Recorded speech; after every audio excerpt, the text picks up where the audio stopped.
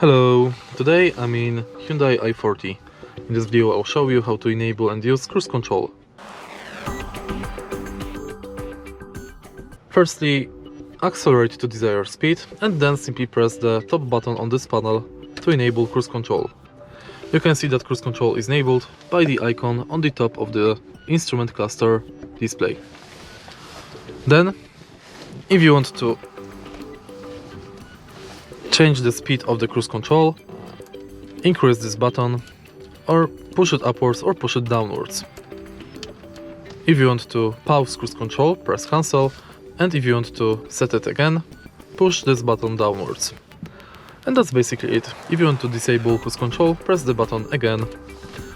If you find this video helpful, please leave a like, comment and subscribe.